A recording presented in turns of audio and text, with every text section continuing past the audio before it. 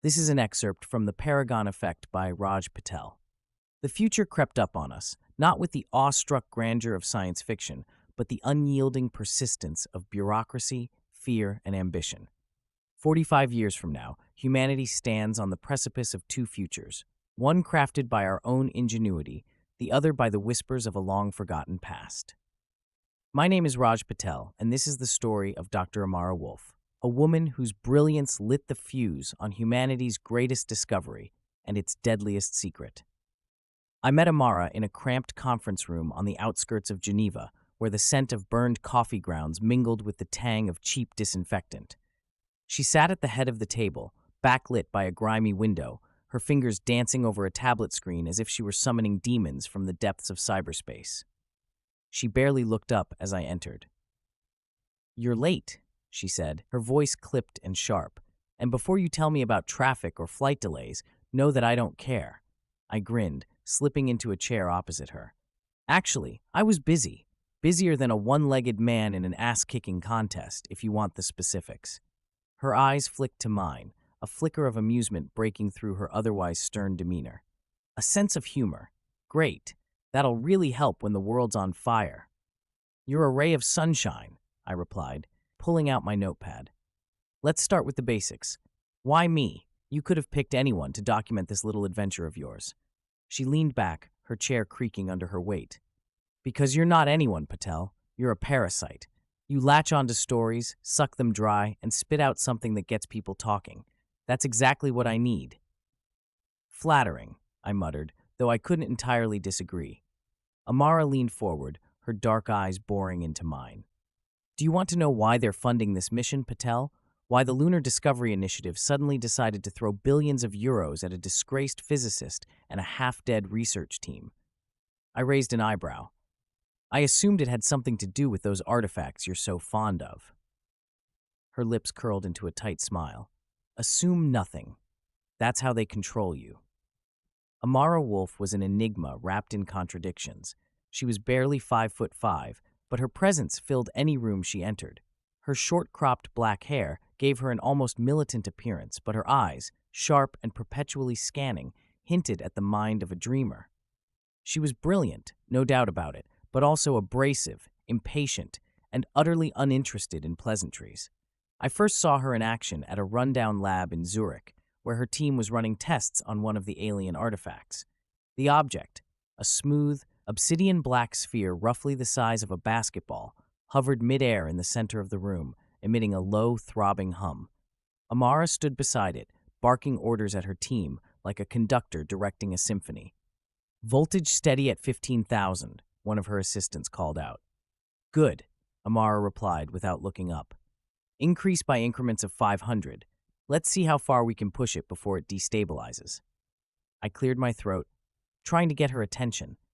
"Should I be worried about this thing blowing up?" Without missing a beat, she replied, "Only if you're within a 3-meter radius. Otherwise, you'll just lose your eyebrows." Her assistant chuckled nervously, but I wasn't laughing. "Comforting," I muttered, stepping back. Amara finally looked at me, her expression unreadable. "Why are you here, Patel? You're not a scientist. Hell, you're barely a journalist. What do you hope to gain from this?" I met her gaze. "The truth," she snorted. "The truth? Cute. You'll find none of that here. I promise you." The first time I saw her vulnerability was 2 weeks into the mission. We were aboard the Astraeus, a heavily modified research vessel on a trajectory toward the moon. The corridors were narrow, the air recycled to the point of tasting stale, and the hum of the engines was a constant backdrop. I knocked on her cabin door to discuss some logistical details for my report. When she didn't answer, I assumed she wasn't there. Big mistake. The door slid open as I pressed the panel, revealing Amara in the middle of a shower. Steam filled the room, curling around her like tendrils of smoke. She glanced at me through the glass panel of the stall, utterly unfazed. "What do you want, Patel?" she asked, her tone as casual as if she were standing fully clothed in a boardroom. I stumbled over my words. I just wanted to go over the schedule for tomorrow's briefing." She shrugged, continuing to scrub shampoo into her short hair. "Go ahead." Maybe I should." I gestured awkwardly toward the door. She rolled her eyes. For God's sake, Raj, grow up. I'm not exactly putting on a show here. I tried to focus on the tablet in my hands, but my eyes kept flicking back to her. Her lean, muscular frame was a testament to years of hard work and discipline, and I found myself both admiring her and feeling like a complete idiot for doing so. Patel, she said sharply, snapping me out of my thoughts. The briefing? Right, briefing. Tomorrow, 900 hours, Colonel Henshaw wants an update on the artifact's functionality. Her expression darkened at the mention of Henshaw. Of course he does. Anything else? No, that's it. Good, now get out. I didn't need to be told twice. Colonel Victor Henshaw was everything Amara wasn't. Cold, calculating, and utterly devoid of imagination. He represented the military's interest in the artifacts, which essentially boiled down to one thing: turning them into weapons. From the moment he joined the mission, the tension between him and Amara was palpable. He dismissed her theories as fringe science and openly questioned her competence, while she made no effort to hide her disdain for his trigger-happy meathead approach. Their clashes came to a head during a meeting in the ship's conference room. Amara had just presented her latest findings, which suggested that the artifacts weren't alien at all, but remnants of an advanced human civilization. Henshaw scoffed.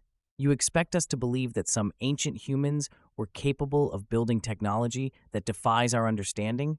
He said, his voice dripping with skepticism. Amara leaned forward, her eyes blazing. What I expect, Colonel, is for you to stop thinking in terms of what's possible and start considering what's probable. These artifacts don't match any known alien technology, but they do share certain isotopic signatures with terrestrial materials. That doesn't prove anything, Henshaw shot back.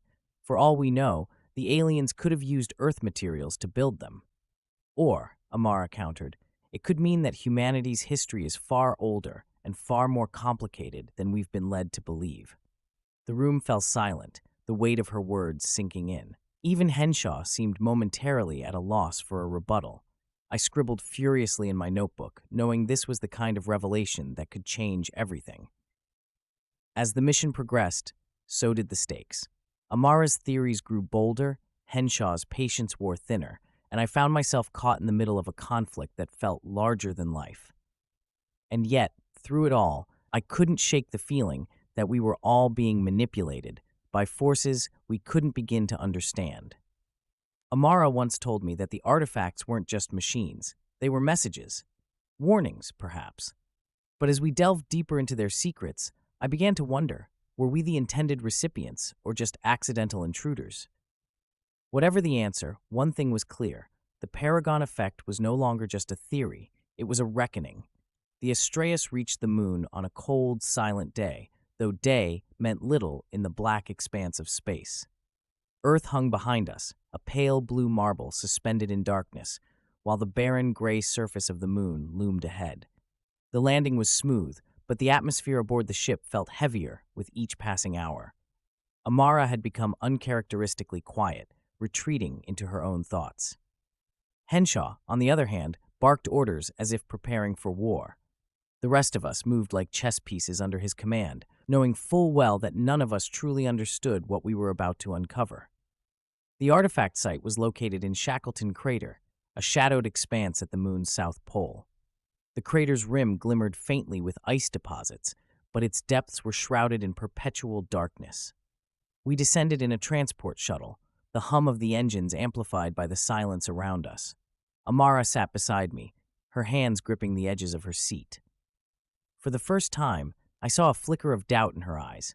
"Are you nervous?" I asked, breaking the silence. She glanced at me, her lips curving into a wry smile. "I don't get nervous, Patel. I get prepared." "Right," I said, not entirely convinced. "So what's the plan if we find something, I don't know, alive?" Her smile faded. "We won't." The artifact site was a surreal sight. At first glance, it looked like any other lunar surface, dusty, barren, and lifeless. But as we ventured deeper into the crater, strange formations began to appear. The ground was dotted with crystalline structures that pulsed faintly with an inner light. The largest of these structures formed a massive archway, its surface etched with intricate, angular patterns that seemed to shift and shimmer when viewed from different angles. Amara approached the archway with cautious reverence, her helmet's external light reflecting off its surface. "This is it," she murmured. "The key." "The key to what?" Henshaw demanded, stepping up behind her. She didn't answer, her focus entirely on the artifact. She reached out, her gloved hand brushing against the crystalline surface. The archway responded instantly, the light within it flaring to life. Patterns danced across its surface, coalescing into what looked like a series of glyphs. "Careful," Henshaw barked, raising his weapon. Amara ignored him, her fingers tracing the glowing symbols. "It's a language," she whispered. "Not alien, though it's human." "That's impossible," Henshaw snapped. "No, it's not," she said, her voice steady. "It's us, or at least who we used to be." Back on the ship, tensions hit a breaking point. Amara's discovery had thrown everything into chaos. Henshaw demanded that the artifact be secured and transported back to Earth immediately, while Amara insisted that further study was needed on site. "This isn't a science fair," Henshaw growled during yet another heated argument in the ship's conference room. "My job is to protect Earth, and I'm not about to let some ancient booby trap put billions of lives at risk." "It's not a booby trap," Amara shot back. "It's knowledge that could redefine everything we know about our history, our future." "Enough!" Henshaw slammed his fist on the table. "This isn't up for debate." Amara leaned back, her expression cold and calculating. "You're scared, Colonel. That's why you want to lock this thing away, because deep down you know you don't understand it." Henshaw's jaw tightened, but he said nothing. Later that night, I found Amara in the ship's lab, staring at a holographic projection of the glyphs from the archway. She didn't look up as I entered, but I could tell she knew I was there. "They're instructions," she said, her voice soft. "Or maybe a warning." "About what?" I asked, pulling up a stool beside her. She turned to face me, her eyes shadowed by exhaustion. "Terraforming. The artifacts weren't just tools, they were part of a system, a network designed to reshape a planet's ecosystem. If we activate them..." Her voice trailed off, but I didn't need her to finish. The implications were clear. "You think it could destroy Earth," I said. She nodded. "Or save it. That's the gamble." The next morning, I stumbled upon something I wasn't meant to see. While exploring the lower decks, I discovered a hidden compartment filled with classified documents. Henshaw's team had been hiding something big. The files detailed a secret government project known as Paragon. Its purpose, to weaponize the artifacts. The documents included schematics for advanced weapon systems, as well as plans to deploy them against rival nations. My stomach churned as I read through the files. This wasn't a mission of exploration or discovery. It was a race to control the most powerful technology humanity had ever encountered. I knew I had to tell Amara, but part of me hesitated. What if exposing the truth put us all in even greater danger? What if it was already too late to stop what had been set in motion? The turning point came when Henshaw made his move. He ordered his team to dismantle the archway and prepare it for transport, despite Amara's protests. "This is a mistake," she said, standing between Henshaw and the artifact. "You don't know what you're dealing with." "Neither do you," Henshaw shot back. "But at least I'm willing to do what's necessary." Amara's eyes narrowed. Necessary or convenient? Their standoff ended when one of Henshaw's soldiers raised his weapon, forcing Amara to step aside. I stood at the edge of the scene, torn between my loyalty to the truth and my fear of what might happen if I intervened. As the soldiers began dismantling the artifact, the archway's light flared again, brighter than ever before. Symbols danced across its surface, shifting faster and faster until they coalesced into a single blinding flash. When the light faded, we were no longer alone. The Astraeus crew froze as the glowing figure stepped through the archway. It was humanoid, but its features were indistinct, its form composed of the same crystalline light as the artifact. The figure turned its gaze toward Amara, who stood transfixed. For the first time, I saw fear in her eyes. "It's not a machine," she whispered. "It's alive." And then the figure spoke. The voice was unlike anything I'd ever heard, smooth yet resonant, like 1,000 tones layered into one. It wasn't a language any of us knew, but somehow we understood it. "You are the inheritors." Amara stepped forward, her expression shifting from fear to awe. "Who are you?" she asked, her voice trembling slightly. "What is this place?" The figure tilted its head, its crystalline form rippling with light. This place is a memory. We are the echoes of what came before. Henshaw barked in order, his soldiers raising their weapons. The figure didn't flinch. Instead, it turned toward the colonel, its voice calm but commanding. You would bring ruin upon yourselves. Stand down, Henshaw barked, his hand hovering over his sidearm. I don't care what it is. If it's a threat, we eliminate it. Amara spun to face him, fury blazing in her eyes. For God's sake, Henshaw, it's not attacking us. Put the damn guns down. He ignored her, taking a step closer to the figure. You don't get to make that call, Wolfe. Neither do you, the figure said, its voice cutting through the tension like a blade. It gestured toward the dismantled artifact, the light around it intensifying. This is not yours to claim. You are unworthy. A sudden pulse of energy rippled through the room, knocking us all off our feet. The soldiers scrambled to recover, but their weapons shorted out, sparks flying as the air filled with the acrid smell of burning circuits. The figure turned its gaze back to Amara. The choice is hers. Amara knelt in the dust, her breath coming in short gasps. For the first time, she looked unsure of herself. What choice? She whispered. The figure extended a hand toward her. To awaken the truth, or to bury it. The Paragon Effect must not be left incomplete. I helped Amara to her feet, my mind racing. What the hell does that mean? I asked, looking between her and the figure.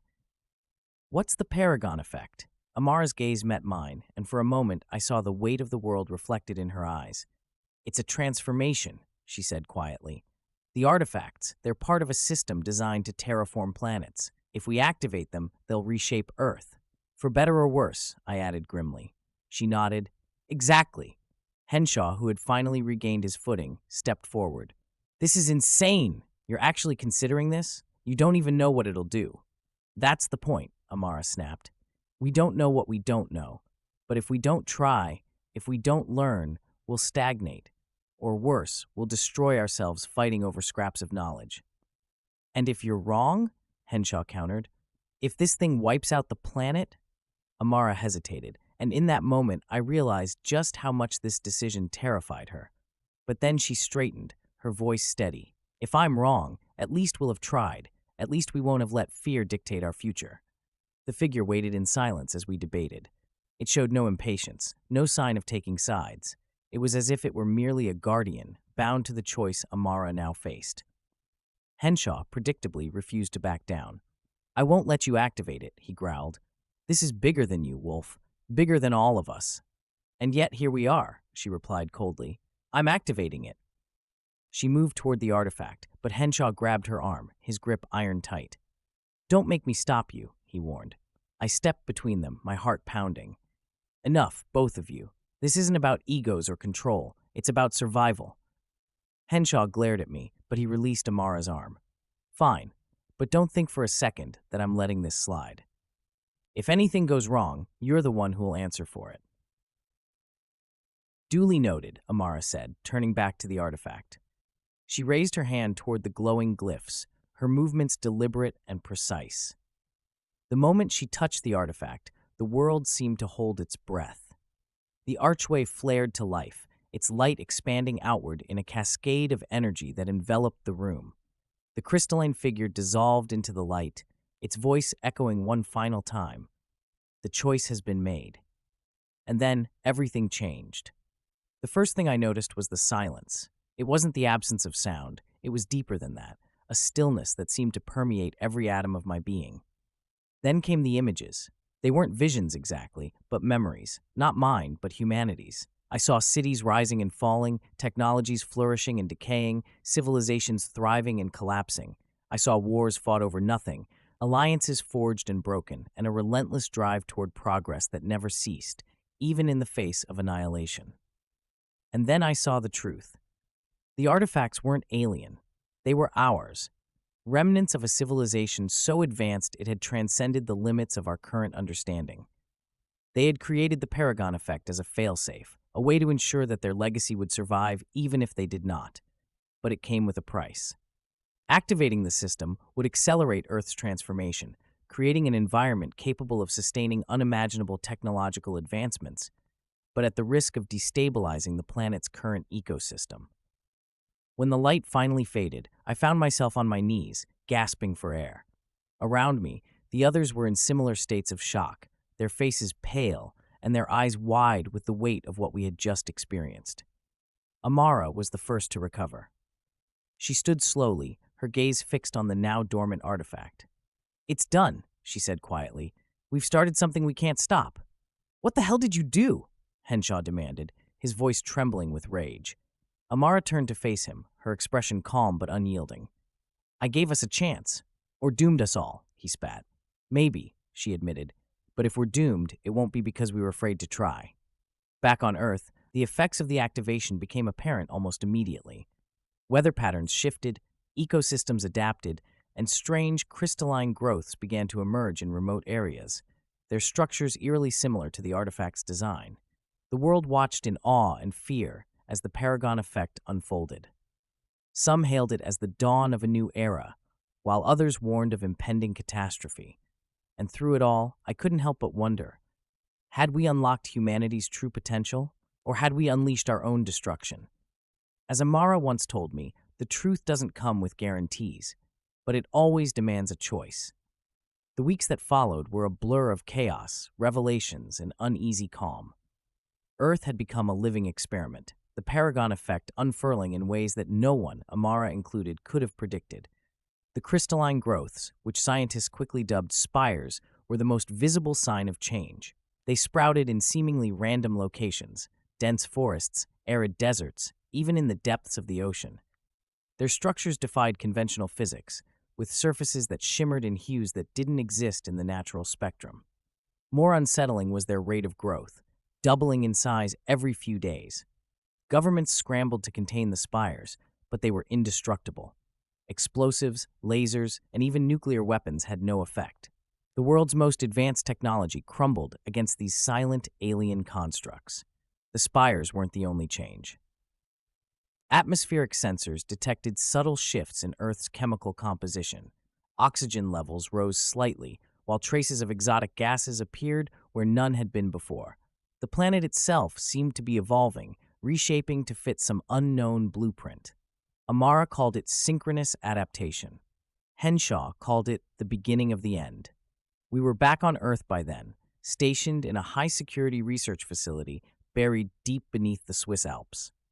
The Astraeus team had been disbanded, with most of the crew reassigned or placed under strict surveillance. Amara and I were the only exceptions, though for very different reasons. She was too valuable to sideline. I was too nosy to ignore. I spent most of my time in the observation deck, watching holographic projections of the spire's growth patterns. They were beautiful in a way that made my stomach churn, their symmetry and complexity hinting at a purpose I couldn't begin to grasp. "You're staring at it like it owes you money," Amara said one evening, startling me out of my thoughts. She set a cup of coffee on the table in front of me and sat down, looking more exhausted than I'd ever seen her. "Trying to figure out if we're doomed or just profoundly lucky," I replied, gesturing toward the projection. Amara sipped her coffee, her gaze fixed on the holograms. "Why not both?" Henshaw reappeared 2 weeks later, his presence as unwelcome as ever. He stormed into the facility like a man on a mission, his uniform immaculate and his temper barely restrained. "Wolfe," he barked, marching into the lab where Amara was poring over data from the spires. "We need answers. Now." Amara didn't look up. "Good evening, Colonel. I see subtlety is still not your strong suit." He slammed a tablet onto the table, the screen displaying satellite footage of a spire in Siberia. This thing just swallowed an entire village, thousands of people gone. No bodies, no debris, nothing. Explain that. Amara frowned, pulling the tablet closer. "It didn't swallow them, Henshaw. The spires don't consume organic material. They're integrating it." "Into what?" he demanded. "That's what I'm trying to figure out," she snapped, her patience wearing thin. "But if you keep barging in here like a bull in a china shop, it's going to take a lot longer." Their arguments were a constant background noise in the facility, a bitter reminder of how divided we were.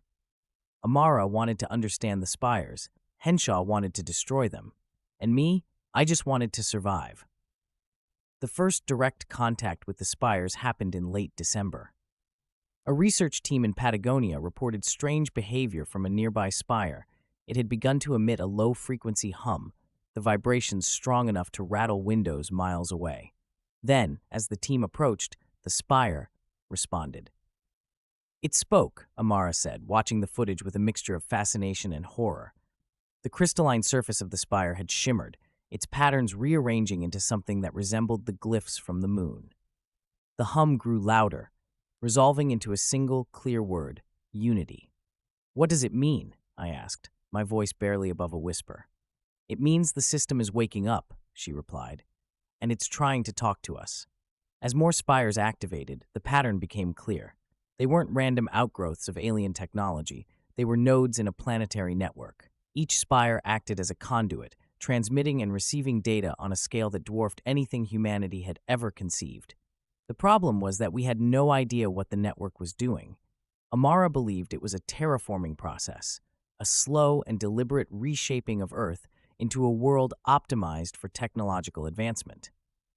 But there was another possibility, one that she refused to voice out loud. "What if it's a purge?" I asked one night, unable to keep the thought to myself. "What if the spires aren't building something new? What if they're wiping the slate clean?" Amara didn't answer immediately. When she finally spoke, her voice was barely audible. "Then we have to stop it." Stopping it, of course, was easier said than done. The spires were impervious to every weapon we threw at them, and their growth showed no signs of slowing. Worse, the effects of the Paragon Effect were beginning to take a toll on Earth's ecosystem. Crops were failing, animal populations were declining, and unseasonal weather patterns wreaked havoc across the globe. Henshaw proposed a drastic solution: detonate the largest spire with an experimental antimatter bomb. It was a plan born of desperation, and even he admitted it had a low chance of success. Amara was vehemently opposed. "You have no idea what kind of reaction that could trigger," she argued. "For all we know, you'll accelerate the process instead of stopping it." "Then give me another option," Henshaw shot back, "because sitting here and waiting for these things to finish whatever they're doing isn't working." The decision came down to a vote, a small group of scientists, military personnel, and government officials deliberating the fate of the planet in a sterile conference room. Amara and I weren't allowed to vote, but we made our arguments. In the end, fear won out. The bomb was greenlit. The detonation took place at the largest spire in the Sahara Desert, a towering construct that stretched nearly a mile into the sky. The world watched in real time as the antimatter bomb detonated, its energy unleashing a blinding light that engulfed the spire. When the dust settled, the spire was gone, but so was half the Sahara. The network's response was immediate and devastating. Spires around the globe activated in unison, their crystalline structures glowing with an intensity that rivaled the sun. The atmospheric changes accelerated, and the Earth itself began to tremble, as if the planet were alive and angry. The Paragon Effect wasn't just adapting, it was retaliating. I found Amara in the observation deck, staring at the holographic projections of the spires. Her face was pale, her hands clenched into fists. "We pushed too hard," she said quietly. "We forced its hand." "What do we do now?" I asked. She turned to face me, her expression resolute. "We finish what we started. We find a way to communicate with it, to show it that we're not a threat." "And if we can't?" I asked. She didn't answer, but the look in her eyes told me everything I needed to know. If we couldn't find a way to make peace with the system, there would be no future left to save. Amara's plan to communicate with the spires felt as desperate as it did ingenious. She theorized that the glyphs were more than just a language. They were a kind of programming interface. If we could input the right sequence, we might be able to send a message into the network and appeal to whatever intelligence governed it. The problem was figuring out the sequence. The glyphs were maddeningly complex, shifting in patterns that seemed almost alive. Worse, there was no guarantee the system would even recognize us as worthy of communication. "It's like trying to hack an alien computer with no manual and no idea if it even speaks binary," Amara admitted as we sat in the lab, staring at the ever-shifting holographic projections. "But it's the only shot we've got." "Maybe it doesn't need to speak binary," I said, half joking. "What if it just needs empathy?" She shot me a look. "That's cute, Patel. but machines don't do empathy. This one might, I replied, leaning back in my chair. Think about it. If the spires are part of some ancient terraforming system, they were built to interact with life. Maybe they're waiting for us to prove we're more than just a threat. Amara frowned, her fingers tapping against the console. You might be onto something, she murmured. If the system is designed to optimize conditions for advanced life, it would need to evaluate what kind of life it's working with. And right now, we're failing the test, I said grimly. To craft our message, Amara enlisted the help of what remained of the research team. Data scientists, linguists, and programmers worked around the clock, analyzing the glyphs and searching for patterns that might indicate a way to communicate. Meanwhile, Henshaw was doing everything in his power to stop us. He was furious that Amara had been given leeway to pursue her wild theories, and he made no secret of his disdain. This is a waste of time, he declared during one of his many interruptions. We don't negotiate with machines. We destroy them. You tried that already, Amara shot back, not even looking up from her console. And now the system is accelerating, so unless you've got another antimatter bomb tucked away somewhere, maybe shut up and let me work. I half expected Henshaw to drag her out of the lab then and there, but he didn't. Despite his bravado, even he seemed to sense that brute force wasn't going to save us this time. Days turned into weeks, and progress was painfully slow. The spires continued to grow, their presence reshaping the planet in ways we were only beginning to understand. Crops adapted to the new atmospheric conditions, sprouting faster and yielding more food than ever before. Meanwhile, previously uninhabitable regions of the world began to stabilize, their climates shifting toward temperate conditions. But for every benefit, there was a cost. The oceans were rising, displacing millions of people. Entire species of animals vanished overnight, unable to adapt to the changes. And in the shadow of the spires, strange illnesses began to appear, symptoms that defied medical explanation. This isn't evolution, Henshaw muttered one night as we watched a news broadcast detailing the latest outbreaks. It's extermination. It's transformation, Amara corrected, her tone weary but defiant. And transformation is never painless. The breakthrough came in the middle of a sleepless night. Amara burst into my quarters, her face lit with an excitement I hadn't seen in months. I think I've got it, she said, dragging me out of bed and down the hall to the lab. The room was a flurry of activity. Holographic glyphs swirled around us, their patterns shifting faster than I could follow. Amara explained as we walked, her words tumbling out in a rush. We've been looking at the glyphs as static symbols, but they're not. They're dynamic. They change based on context, like a living language. We've managed to isolate a sequence that the spires seem to respond to. It's not perfect, but it's a start. I stared at the projections, my mind struggling to keep up. And you think this will let us talk to the network? It's a long shot, she admitted, but it's better than nothing. The test site was a spire in the Amazon rainforest, one of the oldest and most active nodes in the network. The team set up a portable transmitter near its base, a makeshift device designed to interface with the spire's crystalline surface. Henshaw was there, of course, pacing like a caged animal. He didn't trust Amara, and he made it clear that if anything went wrong, he'd hold her personally responsible. You're playing with fire, he said as the transmitter powered up. If this thing decides we're a threat, it could wipe us out in an instant. It could, Amara agreed, her hands steady as she adjusted the transmitter's controls. Or it could save us. The glyph sequence was uploaded, the transmitter emitting a low hum as it sent the signal toward the spire. For a moment, nothing happened. Then, the spire responded. Light flared across its surface, the glyphs rearranging themselves in a dizzying display of motion. The hum deepened, resonating through the ground and into the air around us. And then, the voice returned. You seek understanding. Amara stepped forward, her voice steady. We do. We need to know why you're here, why you're changing our world. The spire's light pulsed rhythmically, like the heartbeat of a giant. The Paragon Effect is completion, survival, advancement. Your kind initiated the sequence. That was thousands of years ago, Amara said. We didn't understand what we were doing, but we're asking you now, can it be stopped? The spire was silent for a moment, its glow dimming. Stopping would mean stagnation, Reversal would mean collapse. And if it continues, I asked, my voice trembling. The spire's light flared once more. Adaptation, unity, or extinction. The message left us with more questions than answers, but one thing was clear. The system wasn't going to stop. If we wanted to survive, we had to find a way to adapt, together. For the first time in my life, I truly understood what it meant to be part of something larger than myself. Humanity wasn't fighting for dominance anymore.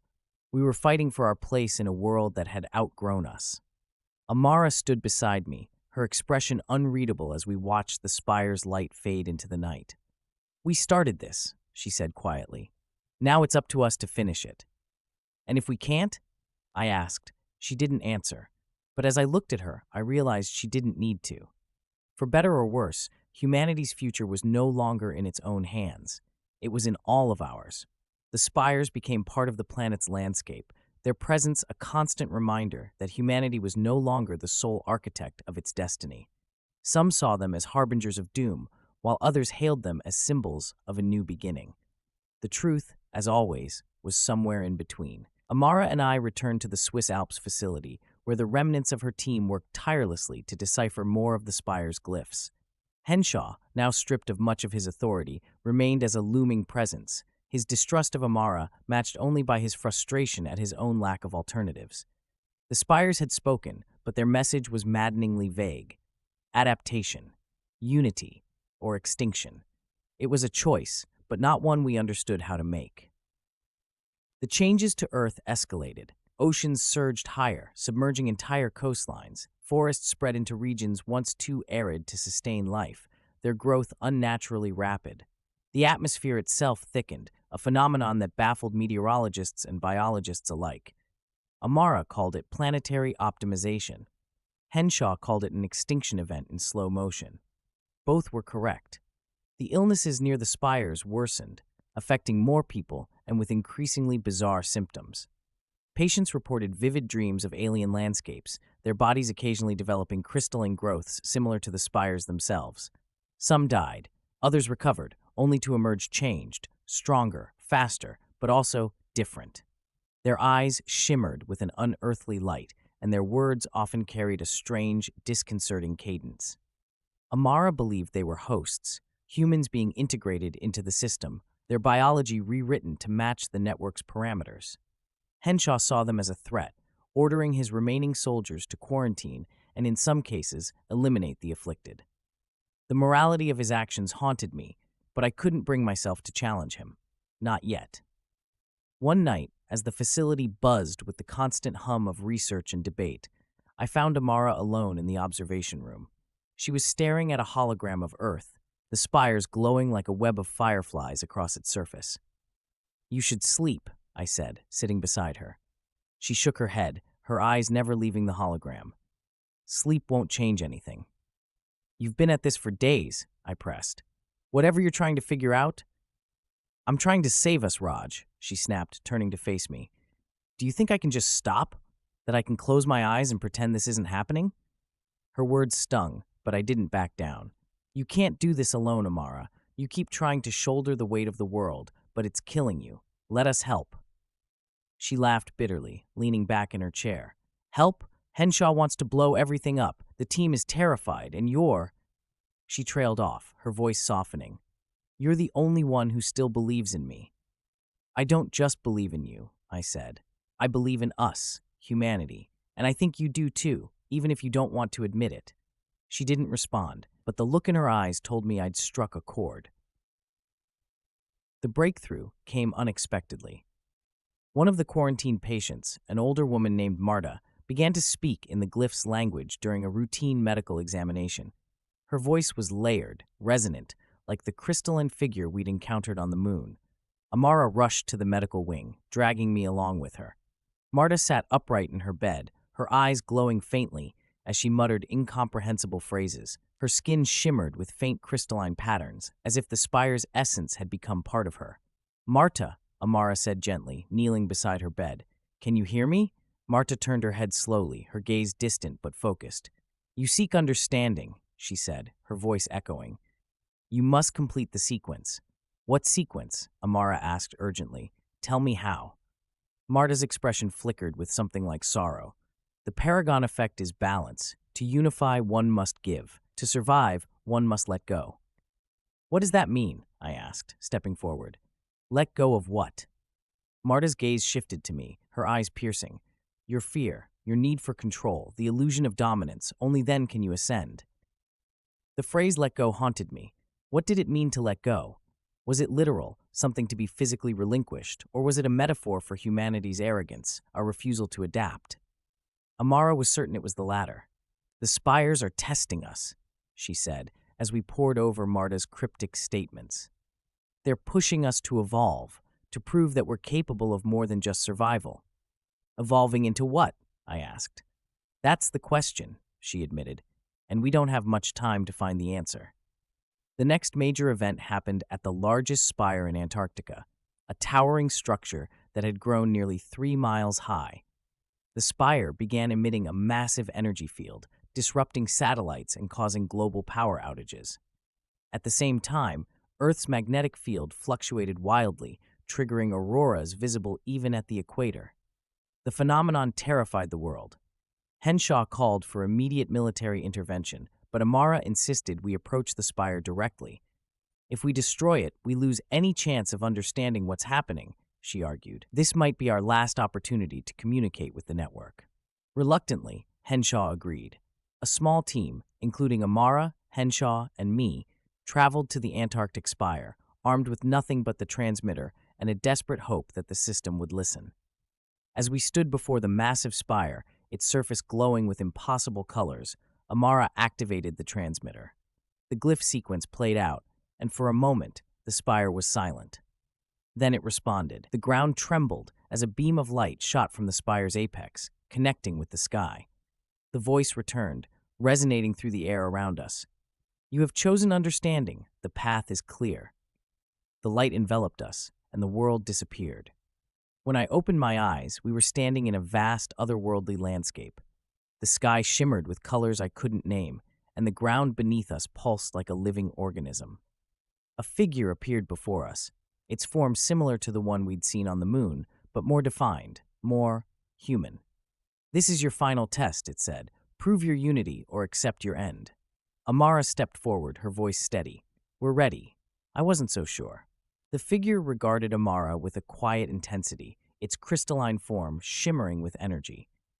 Around us, the alien landscape seemed to pulse in sync with its presence, a living representation of the network's vast intelligence. Unity is not spoken, the figure said.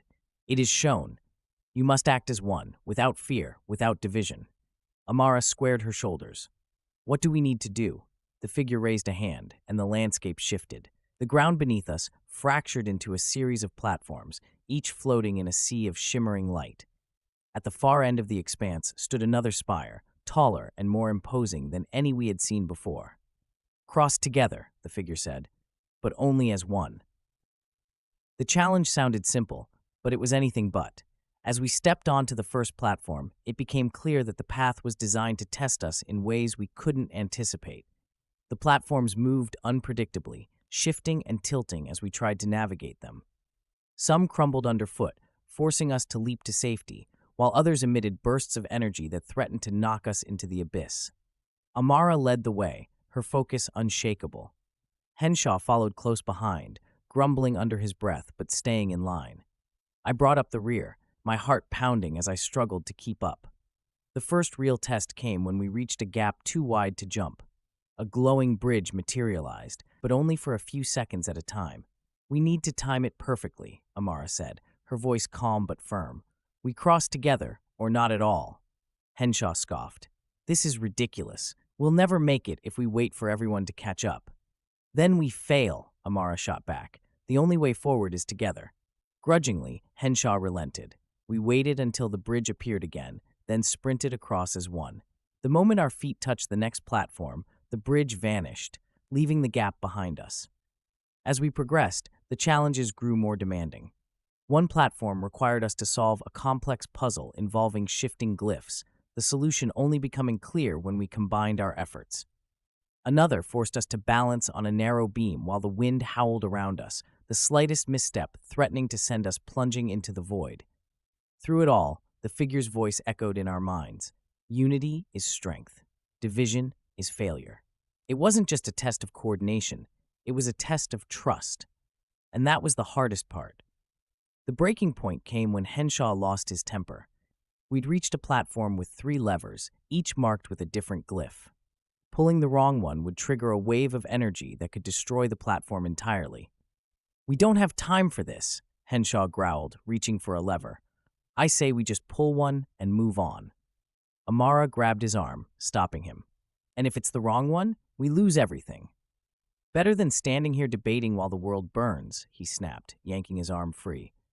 "No," she said firmly, stepping between him and the levers.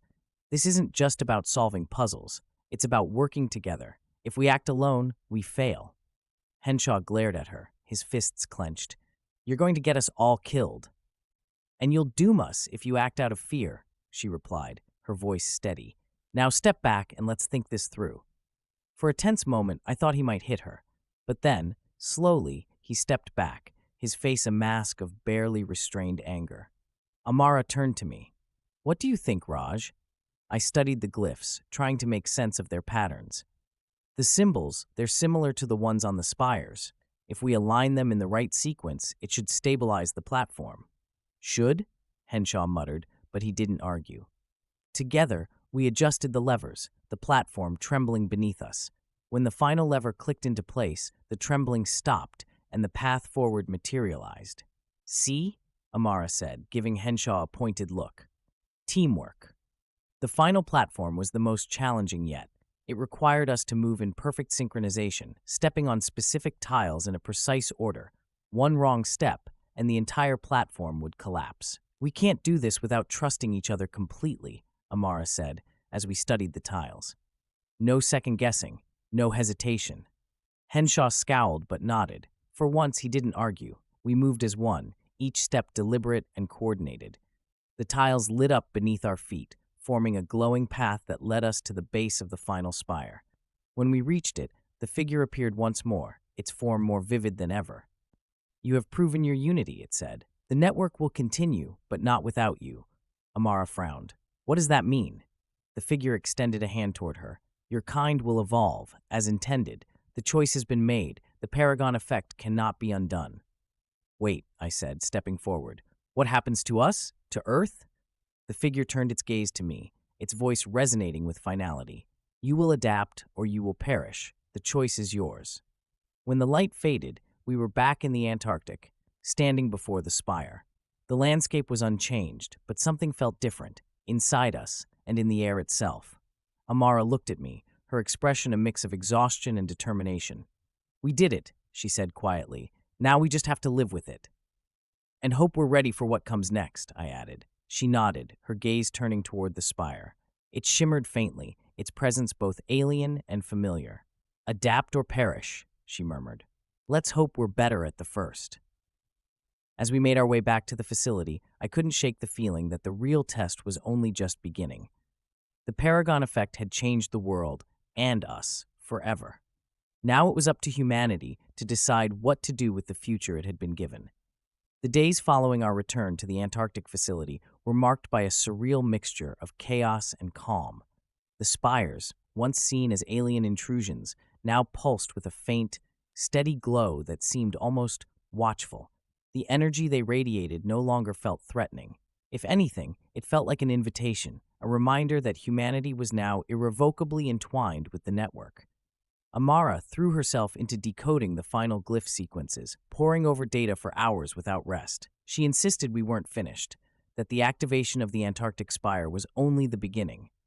Henshaw, for all his bluster, seemed lost. His authority had been eroded not just by our success, but by the realization that brute force had no place in this new reality. "I don't know what the hell we're supposed to do now," he muttered one evening, slumped in a chair in the facility's common room. "We're soldiers, we fight wars, but this isn't a war." "No, it's not," I replied, sitting across from him. "Maybe that's the point. Maybe this is humanity's chance to stop fighting." He gave me a bitter laugh. "You really believe that, Patel? You think people are just going to let go of everything they've been taught to fight for?" I didn't answer. The truth was, I didn't know what to believe. The changes to Earth continued, but now they felt purposeful. The spire's growth stabilized, their presence no longer invasive but integrated. The illnesses that had plagued those living near the spires began to subside, replaced by something far stranger. The afflicted, now called enhanced, exhibited extraordinary physical and cognitive abilities. Faster reflexes, heightened senses, even telepathic-like communication. They were no longer entirely human, but something more. Amara theorized that this was the network's ultimate goal, to merge humanity with the system, creating a species capable of thriving in a unified, optimized environment. It was both exhilarating and terrifying. The Paragon Effect isn't just about terraforming the planet, she explained during one of our late-night discussions. It's about terraforming us. We're part of the system now. And what if we don't want to be? I asked. She looked at me, her expression unreadable. Then we die. Henshaw, predictably, refused to accept the transformation. He rallied what remained of his forces, declaring that humanity needed to take back control from the spires. His plans were vague, but his intentions were clear: destroy the network, no matter the cost. Amara confronted him in the facility's control room, their argument echoing through the halls. "You're clinging to the past," she said, her voice sharp. "The world has changed, Henshaw. We can't go back. And I'm supposed to just sit back and let these things rewrite our DNA, turn us into whatever they're making us into?" He shot back. "They're not making us into anything," she snapped. "They're giving us a choice, to adapt, to evolve, to survive." "Survive as what?" he demanded. "Machines? Monsters? I didn't sign up for this." "No one did," she said quietly, "but here we are." The tipping point came when Henshaw attempted to sabotage the nearest spire. He and a handful of loyal soldiers rigged an explosive device to its base, hoping to disrupt its connection to the network. Amara and I discovered the plan too late to stop him. By the time we reached the spire, the countdown had already begun. "What are you doing?" Amara shouted, her voice echoing in the cold night air. "Fixing your mistake," Henshaw replied, his face a mask of grim determination. "You've had your chance, Wolfe. Now it's time to take action." "You'll kill us all," she said, stepping closer. "The network won't tolerate another attack. You saw what happened in the Sahara. Do you really want to risk that again?" Henshaw hesitated, his hand hovering over the detonator. For a moment, I thought she'd gotten through to him. But then his expression hardened. "I'd rather die fighting than live as a slave." Before he could press the button, a surge of energy erupted from the spire. The glow intensified, enveloping us in blinding light. When it faded, Henshaw and his soldiers were gone, disintegrated, their weapons and equipment reduced to ash.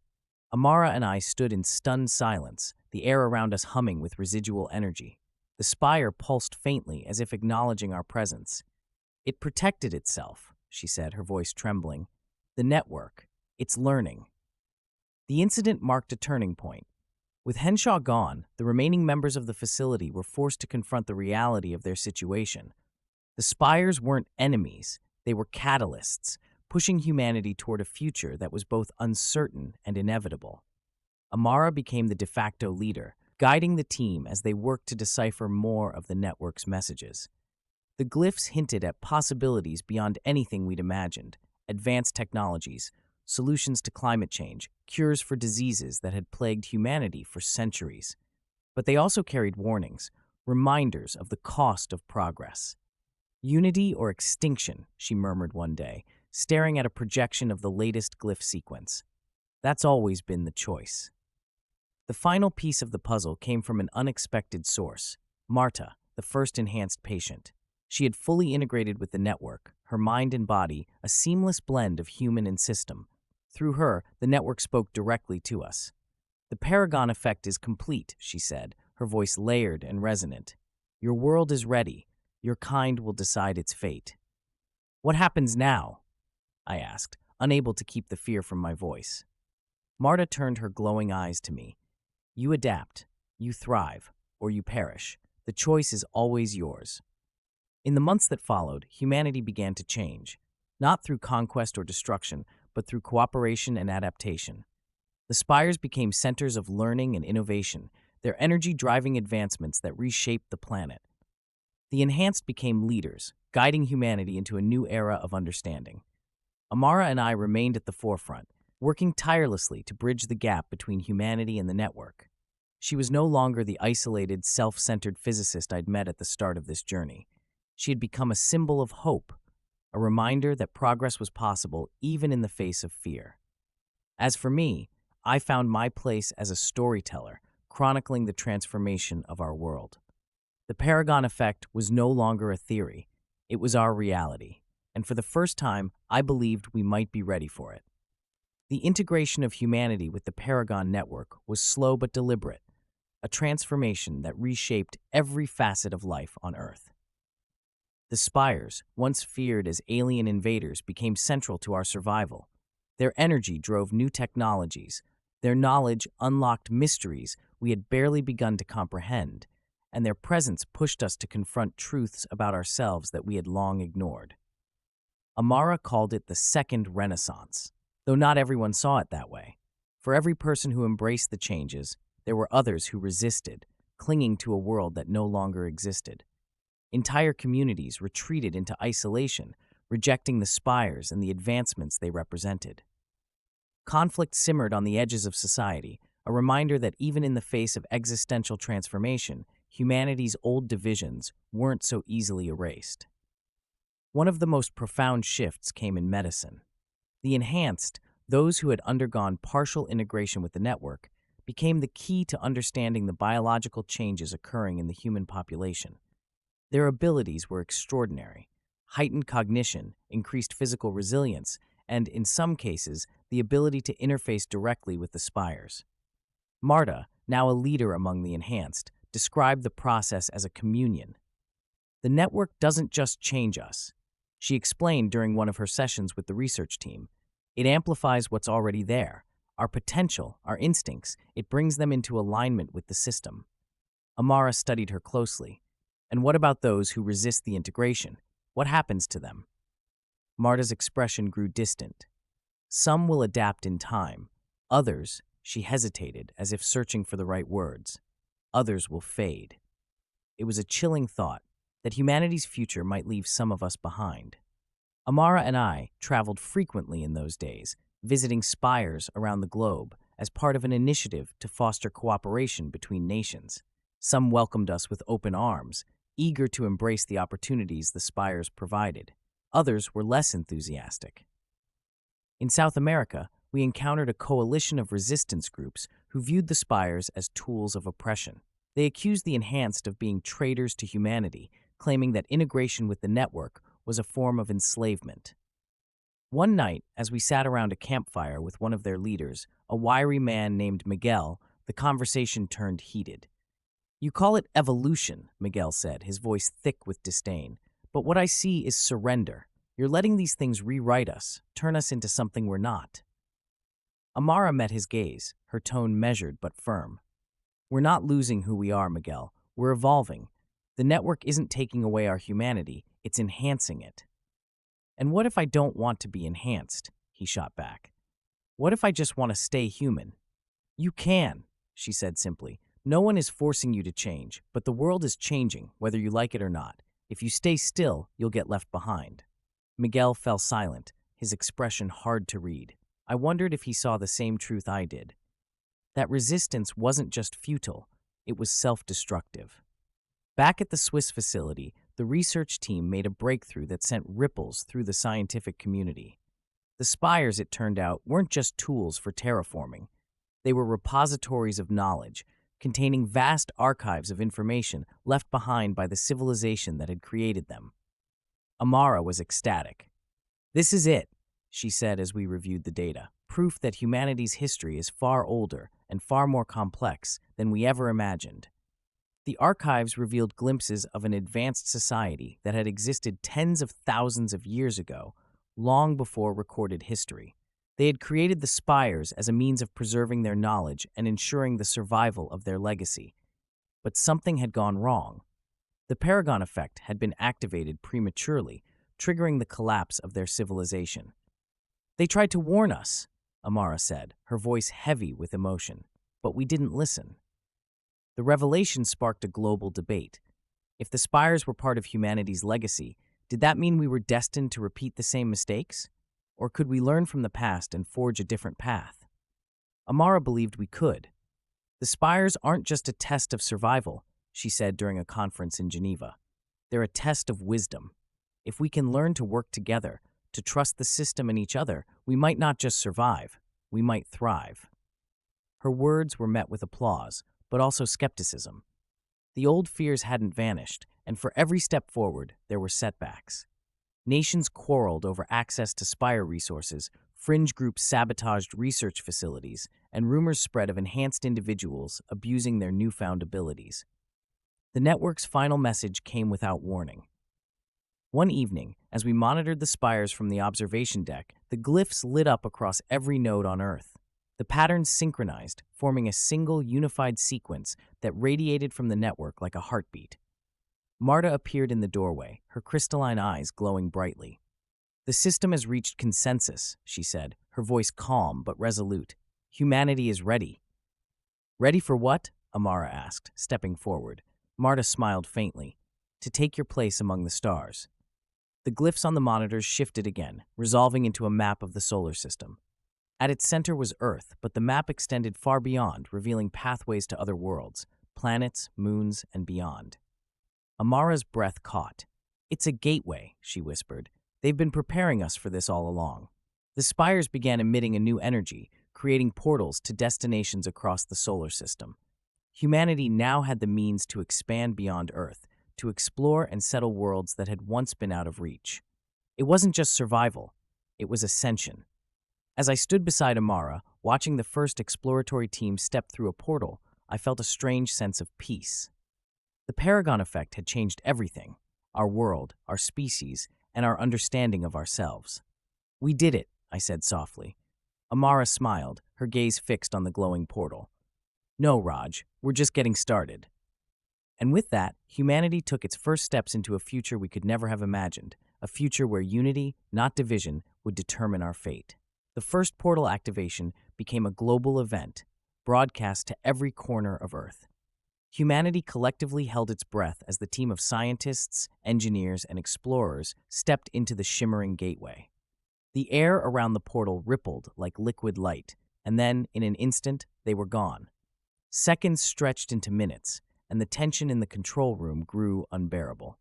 Then the portal shimmered again, and the team re-emerged, their faces illuminated with awe. "It's real," their leader said, his voice trembling with emotion. "We've made it. The other side is breathtaking." The footage they brought back confirmed his words. A pristine alien world with skies streaked in shades of gold and violet, its surface dotted with lush vegetation and crystalline formations. The atmosphere was breathable, the gravity nearly identical to Earth's. It was a paradise, a world ready for life. The discovery ignited a firestorm of excitement and controversy.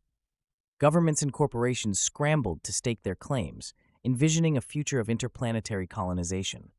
The public, too, was divided. Some saw the portals as humanity's salvation, a chance to escape the overcrowded, resource-strained Earth. Others feared the consequences of expansion, arguing that humanity would simply repeat its mistakes on a galactic scale. Amara, ever the pragmatist, stood in the middle of it all, advocating for cautious exploration. "This isn't just about finding new homes," she said during a United Nations summit. "It's about learning, growing, and becoming worthy of the opportunities the network has given us." Her words resonated with many, but not all. The resistance groups that had opposed the spires now redirected their fury toward the portals, calling them tools of imperialism. Protests erupted across the globe, and several portals were sabotaged before security forces could intervene. Meanwhile, the Enhanced became central figures in humanity's expansion efforts. Their abilities allowed them to navigate the network's systems with ease, acting as intermediaries between humanity and the spires. Marta, now regarded as a kind of ambassador for the network, led many of the initial exploratory missions, her connection to the system providing invaluable guidance. But even she couldn't answer all of the questions that arose. Where did the portals lead? Were the worlds on the other side truly uninhabited? And what, if anything, awaited us beyond our solar system? Amara and I often discuss these questions late into the night, our conversations tinged with equal parts excitement and dread. "It's not just about finding out what's out there," she said one evening, her gaze distant. "It's about what's inside us. Are we ready to be part of something bigger, or are we going to tear ourselves apart before we get the chance?" I didn't have an answer, and I wasn't sure she did either. The next major breakthrough came when a team of enhanced explorers discovered a spire on one of the alien worlds. Unlike the ones on Earth, this spire was inactive, its surface dark and unresponsive. But the glyphs etched into its base were unmistakable. Amara and her team worked tirelessly to decode the new glyphs, piecing together fragments of knowledge that hinted at the creators of the network. According to the data, the spires weren't just tools. They were part of a vast, galaxy-spanning infrastructure designed to connect intelligent civilizations. "They weren't just preparing us for interstellar travel," Amara said during a briefing. "They were creating a network of worlds, a way for civilizations to share knowledge and resources across unimaginable distances. We're part of something much larger than ourselves." But the data also revealed a warning. The creators had vanished, their civilization collapsing under the weight of its own ambition. The spires had been left behind as a legacy, a chance for others to succeed where they had failed. "Why did they collapse?" I asked, unable to shake the unease creeping into my thoughts. Amara's expression darkened. "They lost their unity." As humanity expanded into the network, the challenges of unity became more apparent. The portals offered limitless potential, but they also exacerbated existing inequalities. Wealthy nations and corporations monopolized access, while poorer regions were left behind. The enhanced, despite their pivotal role in the expansion, faced increasing discrimination from those who feared their growing influence. Amara fought tirelessly to bridge these divides, using her influence to advocate for equitable access to the network's resources. But even she couldn't prevent the fractures from forming. One evening, as we reviewed reports of rising tensions, she turned to me, her eyes weary but resolute. "We're standing on a knife's edge," she said. "We have the tools to build a better future, but we also have the same flaws that brought the creators to ruin. If we don't learn from their mistakes, we'll share their fate." "What do we do?" I asked. Her response was simple but profound. "We keep trying." Years passed, and humanity continued to adapt to the new reality. The spires and portals became integral to daily life, their energy sustaining Earth and fueling the expansion of interplanetary colonies. The enhanced formed a new caste, neither fully human nor entirely alien, their abilities bridging the gap between the network and the species that had created it. Amara remained at the forefront of it all, a tireless advocate for unity and progress. She had become a symbol of hope, her name synonymous with the Paragon Effect itself. But the weight of her role took its toll. One night, as we sat beneath the glowing canopy of the Antarctic spire, she turned to me, her face illuminated by its light. "Do you ever wonder if we're doing the right thing?" she asked softly. "All the time," I admitted, "but if we don't try, who will?" She smiled faintly, her gaze drifting to the stars. "You're a good man, Raj. I'm glad you've been with me through this." I didn't know how to respond, so I just sat beside her in silence, the spire's hum a steady reminder of the journey we had taken and the one still ahead. The Paragon Effect had begun as a mystery, a challenge, and a threat. It had transformed into an opportunity, a bridge between the past and the future. And though the road ahead was uncertain, one thing was clear. Humanity was no longer alone. We had been given a chance, not just to survive, but to thrive, to rise above our flaws and create a legacy worthy of the spires that had guided us. And for the first time in my life, I believed we might succeed. As humanity stretched its reach across the stars, the glow of the spires became a symbol of hope and caution. Colonies formed on distant worlds, portals linking Earth to new ecosystems. Each settlement was a test of humanity's ability to adapt, not only to alien landscapes, but to each other. The lessons of Earth remained etched into the heart of every mission. Unity was survival. Amara's influence became almost mythic. Historians debated whether she was a visionary or simply the right person at the right time. To me, she was both, though I had the privilege of knowing the human side of her, the exhaustion, the doubt, and the relentless drive that kept her moving forward. One of the most significant moments came when the network itself reached out again, this time through the Enhanced. Marta, now fully integrated and revered among both the enhanced and non-enhanced, called a summit. Leaders from Earth, colony representatives, and enhanced envoys gathered at the base of the Amazon spire. The network, speaking through Marta, delivered a stark warning. Humanity's integration with the Paragon Effect was incomplete. A greater test awaited. "What kind of test?" Amara demanded, her voice steady despite the murmurs of unease around her. Marta's expression softened. The creators faced this same challenge. To join the network fully, they had to prove their ability to coexist, not just with themselves, but with others. "Others?" I asked, my chest tightening. "You mean alien civilizations?" "The network connects more than your worlds," Marta replied. "It links species. Your kind has reached this threshold. Now, you must decide, will you extend your unity, or will you repeat the cycle of collapse?" The revelation that humanity was not alone in the galaxy electrified the summit. It was one thing to colonize uninhabited worlds. It was another to face the prospect of meeting civilizations as advanced, or more so, than our own. The network provided coordinates for a world that, according to Marta, was home to another species linked to the spires. The portal to this world, however, would only open if humanity made the collective choice to proceed. The debate that followed was intense.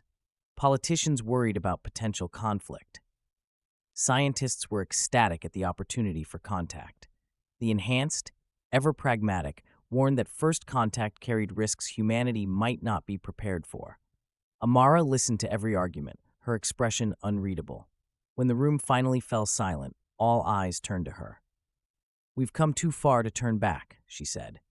"The Paragon Effect isn't just about survival. It's about becoming something greater.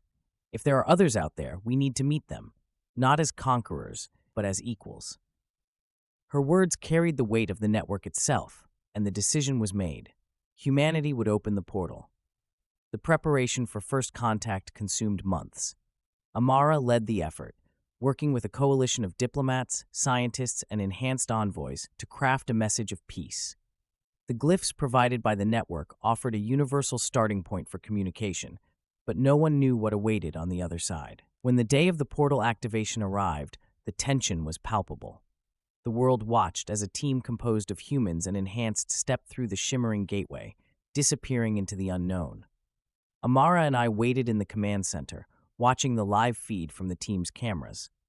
The first images from the other side took my breath away. The alien world was lush, its skies a deep indigo streaked with silver clouds. Towering spires, similar to those on Earth, but even more intricate, dotted the landscape. And then we saw them. The beings were tall and elegant, their bodies composed of a bioluminescent material that shimmered like the spires themselves.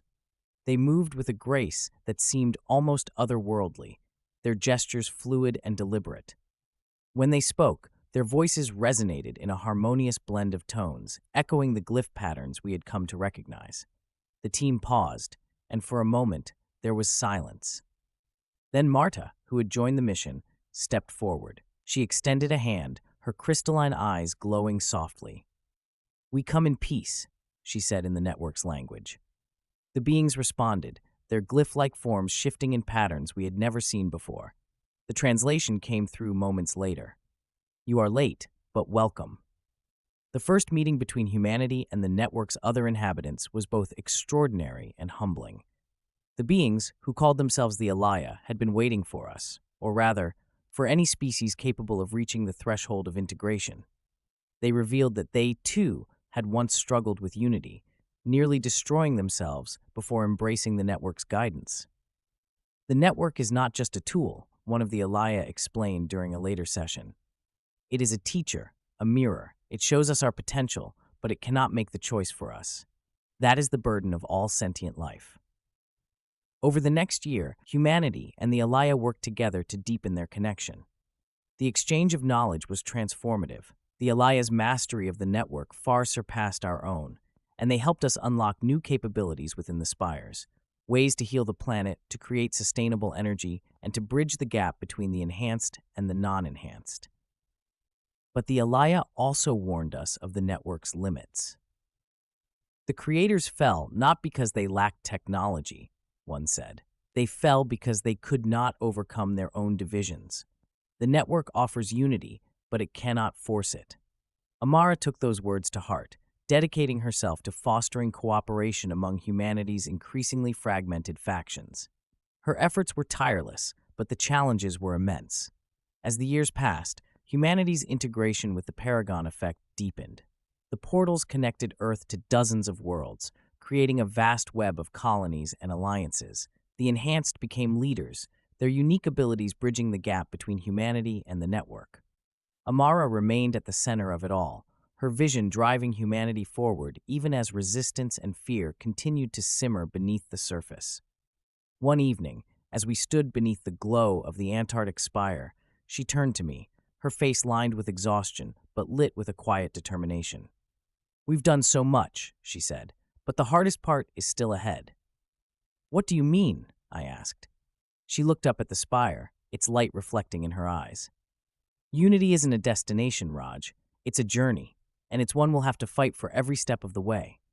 I nodded, understanding her words more deeply than ever before.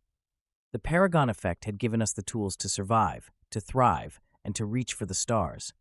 But the choice, the responsibility, was still ours. And for the first time, I believed we might just be worthy of it. The following decades would become known as the era of convergence. Humanity and the Alaya worked side by side, unlocking new layers of the Paragon network and pushing the boundaries of what we thought was possible. Entire planets were terraformed in months, not centuries. Diseases that had plagued us for millennia were eradicated. Energy became limitless, eliminating one of the root causes of war and inequality. Yet, for all our advancements, the shadow of division lingered. Amara aged, but her influence only grew. She became a living legend, celebrated as the architect of humanity's ascension. Yet the weight of leadership never seemed to sit comfortably with her.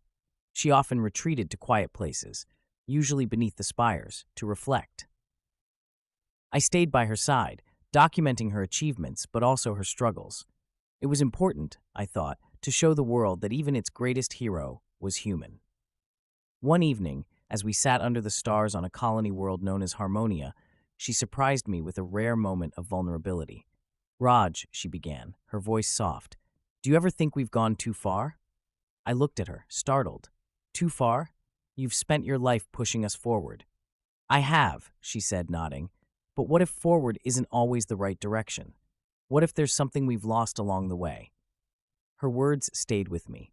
For all our progress, humanity had changed in ways we didn't fully understand. The Enhanced were no longer a minority, they made up nearly half the population. Their abilities were celebrated, but they also created a gulf between those who had integrated with the network and those who hadn't, or wouldn't. The Alaya warned us about this, calling it the fragmentation threshold. Every species reaches a point where unity is tested, they said, not by external forces, but by the choices they make within. The tipping point came with the rise of the preservationist movement, a faction that sought to reject the network entirely. They claimed humanity was losing its essence, becoming too dependent on the spires and portals. Their rhetoric gained traction, especially among the non-enhanced, who felt increasingly left behind. Tensions erupted into violence when preservationists sabotaged a portal hub on Earth, cutting off access to several colonies. The attack stranded thousands of people and caused untold damage. The response from the Enhanced was swift and severe, escalating the conflict into a full-blown crisis. Amara was devastated. "This is exactly what the creators warned us about," she said during an emergency summit. "Division will destroy us if we let it." "But how do we stop it?" I asked. "How do you convince people to let go of fear?" She sighed, her shoulders heavy with the weight of her years. "You don't. You show them something greater." Amara's plan to unify humanity one last time was her most ambitious yet, and her most dangerous. She proposed activating the Singular Spire, a massive structure discovered on a distant planet near the edge of the network. The Alaya believed it was the central node of the entire system, capable of creating a level of integration far beyond anything we had achieved. "If we do this," Amara explained, addressing a room filled with the most influential leaders of humanity and the Alaya.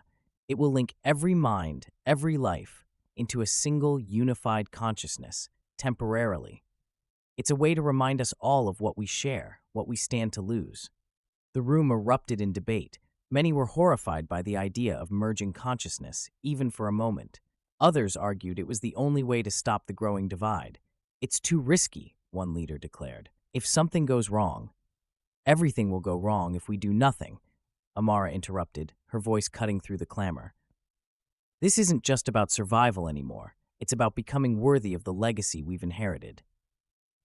The activation of the singular spire was humanity's most audacious endeavor.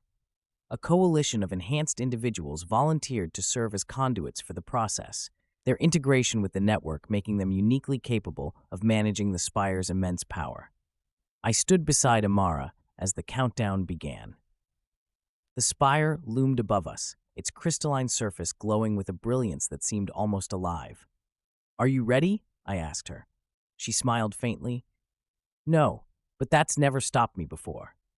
When the spire activated, the effect was immediate and overwhelming. A surge of energy radiated across the galaxy, connecting every spire, every portal, and every mind. For one brief, transcendent moment, humanity became one. I can barely describe what I experienced during that moment of unity. It was like seeing the entire tapestry of human existence, our hopes, our fears, our triumphs, and our failures, all woven together. The barriers that divided us fell away, revealing the shared humanity beneath. I saw through the eyes of strangers, felt the pain of the oppressed, the joy of the hopeful, the determination of those who refused to give up. And I felt Amara, her presence like a beacon, guiding us towards something greater. When the connection faded, the silence was deafening. Slowly, we returned to ourselves, but we were not the same.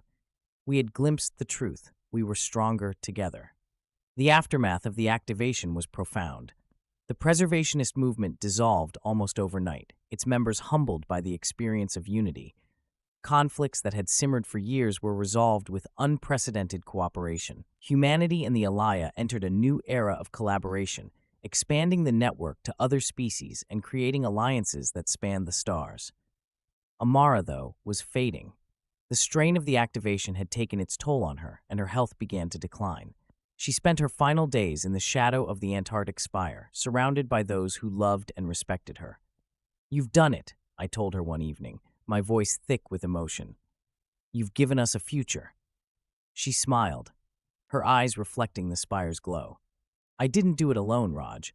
None of us ever could." When she passed, the world mourned, but her legacy endured. The Paragon Effect had transformed humanity, not just technologically, but spiritually. We had become part of something larger, a network of worlds and minds united by a shared purpose. And as I stand now beneath the same spire, watching the stars above, I know that we are just beginning. The journey of unity is endless, but it is a journey worth taking. Amara Wolfe taught us that, and we will never forget. Amara Wolfe's passing marked the end of an era, but not the end of her influence. Her vision of unity through understanding became the foundation for what historians would later call the Galactic Compact. The Compact was more than just an alliance. It was a framework for coexistence among species, each contributing their unique strengths to the network while retaining their individuality. Humanity, once fractured and isolated, now stood at the forefront of this new era, both as students and stewards of the Paragon Effect. In the years following Amara's death, I struggled to find my place in this transformed world. My role as a chronicler had been defined by her journey, her vision. Without her, I felt adrift. But the spires had taught me one thing above all else. Every individual has a role to play in the grander story. I continued to write, documenting the growing connections between humanity, the Alaya, and other species discovered through the network. The diversity of life was staggering.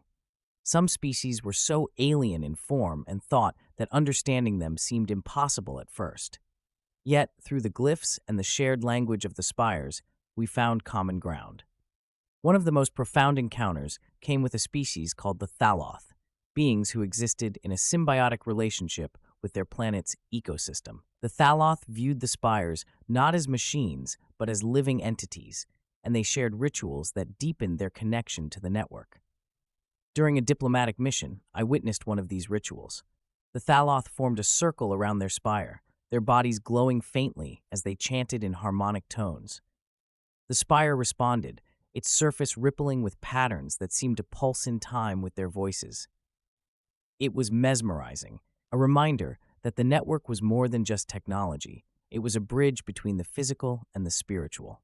Later, I asked one of the Thaloth leaders about the ritual. The network does not merely connect worlds, they said. It connects souls.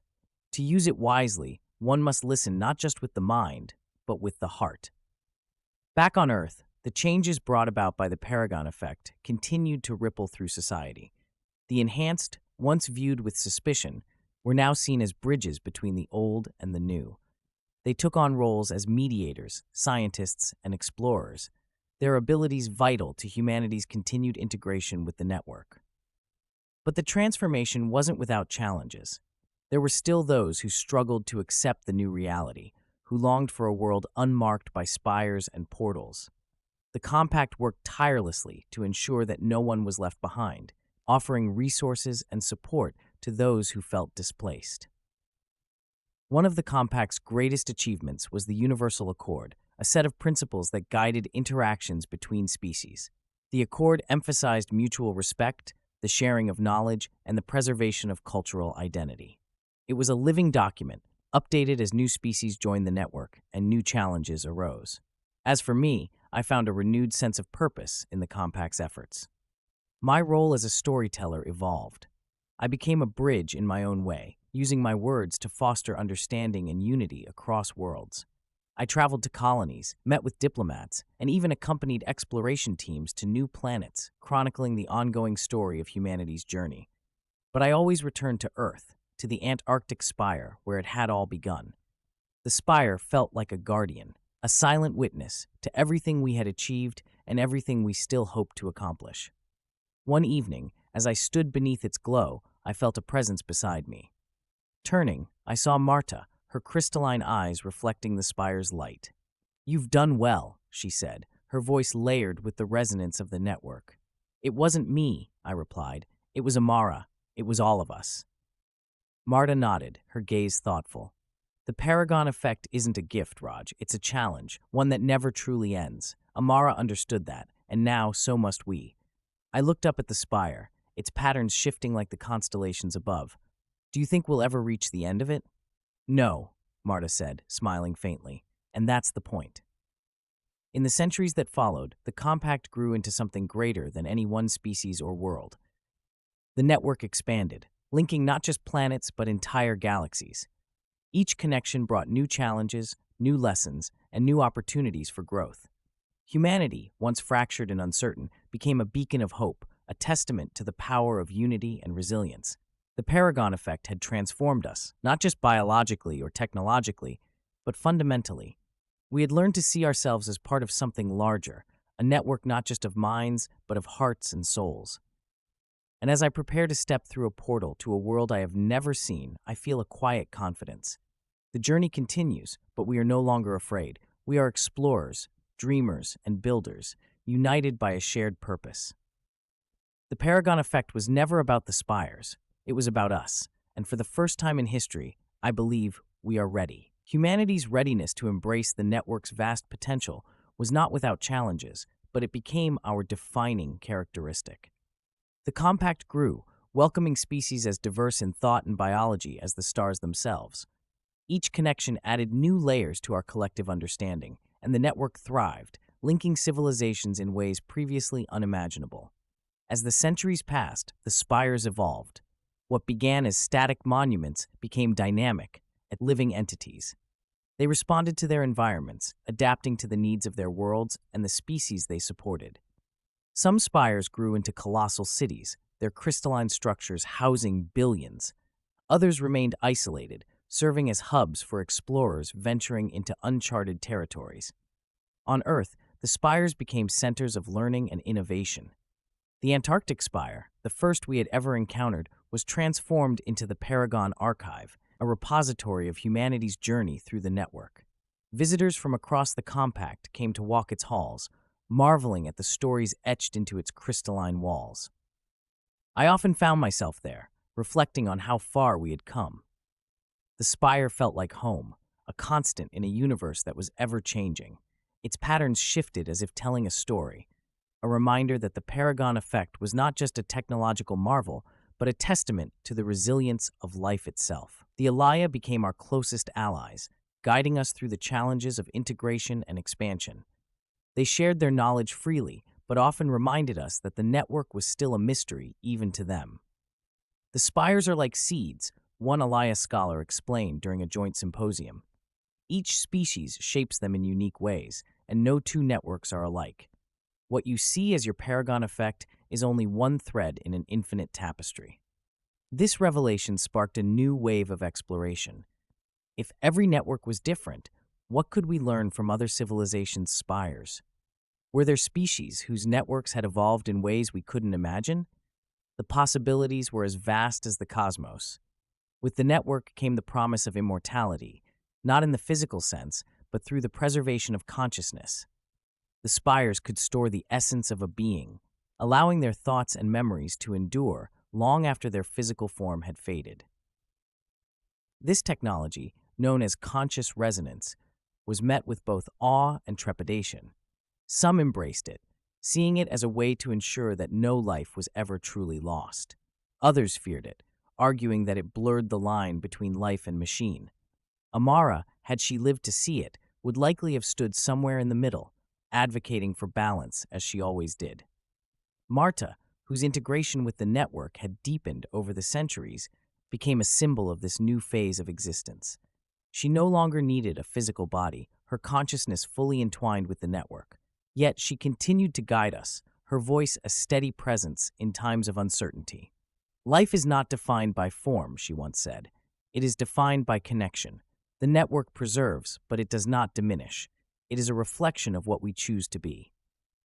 The next great test of unity came not from within, but from beyond. Explorers, pushing the boundaries of the network, discovered remnants of a civilization that had collapsed under the weight of its own ambition. The spires of this lost species were dark, their patterns frozen, as if in mourning. What we found among the ruins was sobering. Records of wars fought over the spires, of species that had turned on each other in their quest for dominance. The creators of this network had reached their fragmentation threshold and failed to overcome it. Amara's words echoed in my mind. Unity isn't a destination, it's a journey. The Compact took this lesson to heart, strengthening its bonds and doubling its efforts to promote cooperation. Humanity, once fractured and uncertain, became a beacon for others, proof that unity was not only possible but necessary for survival. As I near the end of my own journey, I find myself thinking often of Amara. Her vision, her determination, and her sacrifices were the foundation upon which this new era was built.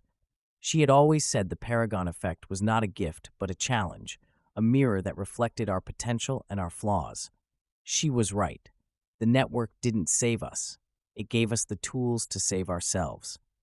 I have spent my life chronicling this journey, not as a historian, but as a witness. I've walked among the spires, spoken with beings whose experiences are beyond anything I could have imagined, and watched as humanity grew into its role as part of something greater. And now, as I stand beneath the Antarctic spire one last time, I feel a sense of peace. The patterns shimmer above me, telling a story that will continue long after I am gone. We are not perfect, we are not finished, but we are moving forward together. The Paragon Effect is not the end of our story. It is only the beginning.